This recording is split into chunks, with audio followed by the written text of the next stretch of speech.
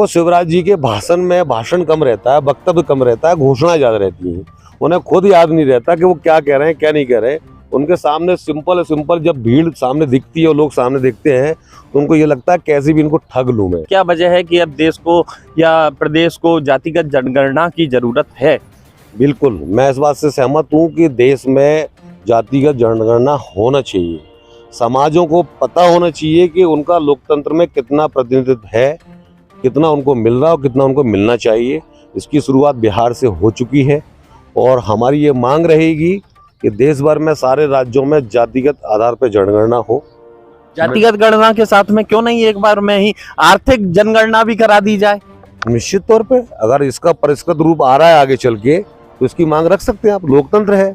अगर ये आर्थिक आधार पे और व्यापारिक आधार पे और टैक्स के आधार पे जो बातें चल रही हैं तो उसकी भी जनगणना होना चाहिए। कुछ जब भारतीय जनता पार्टी के एक नेता हैं नरोत्तम मिश्रा, बड़े नेता हैं, मंत्री भी हैं प्रदेश के, उन्होंने एक मंच पर बैठे कांग्रेसी नेताओं के बारे में सवाल उठाया है कि ये कांग्रेस में सिंह एसोसिएट्स हैं। सिंह एसोसिएट, समझ रहे हैं ना आप मेरी बात को? उन्होंने नाम भी लिए कई सारे नेताओं के, दिग्विजय सिंह और गोविंद सिंह और जितने सिंह नेता हैं दो चार, उनके नाम लिए। क्या कहेंगे, कोई सिंह एसोसिएट्स है कांग्रेस में? मुझे नहीं लगता कि इस टाइप का कोई एसोसिएट कांग्रेस में है। कांग्रेस विचारधारा के आधार पर चलने वाली पार्टी है। कांग्रेस जनता और जनता जनार्दन के साथ चलने वाली पार्टी है और हमारा विश्वास जो है वो जनता की भलाई और जनता के लिए काम करने में है। कोई एसोसिएट में हमारा, प्राइवेट लिमिटेड में हमारा कोई विश्वास नहीं है। यानी सिंह एसोसिएट्स नहीं है। मैं नरोत्तम मिश्रा जी के बयान को क्या मानूं, सही मानूं या गलत मानूं? मैं चूंकि प्रदेश स्तर का नेता नहीं हूं तो इसलिए उनके बारे में वक्तव्य देना ज्यादा उचित नहीं समझूंगा मैं। नरोत्तम मिश्रा जी भारतीय जनता पार्टी के बड़े नेता हैं, वो कुछ भी कह सकते हैं।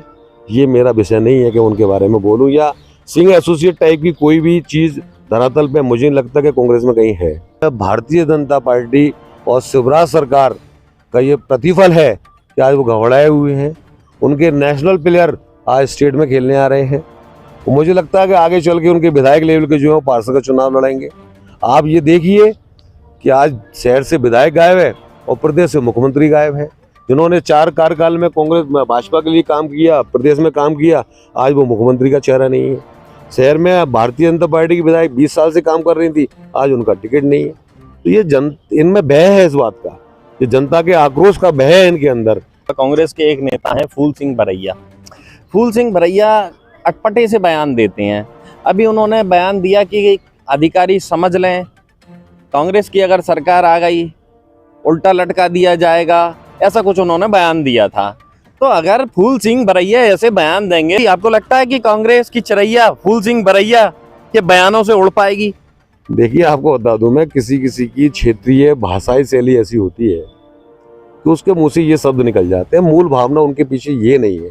मूल भावना उनके पीछे ये है कि वो अधिकारी जो लगातार जनता को लूट रहे हैं, जनता को जो पैसा आ रहा है उसको अपनी जेबों में भर रहे हैं, उनका आशय इस बात के प्रति था कि जो लगातार शिवराज सरकार में अधिकारी लूट मचाए हुए हैं वो इस बात से समझ जाएं, आगे कमलनाथ जी की सरकार आ रही है, जनता की सरकार आ रही है और ऐसे अधिकारियों को बिल्कुल नहीं बख्शा जाएगा। जो जनता की लूट लंबे टाइम से मचाए हुए हैं, इनको कतई बर्दाश्त नहीं किया जाएगा, उनको छोड़ा भी नहीं जाएगा, इन पर सख्त से सख्त कार्रवाई की जाएगी।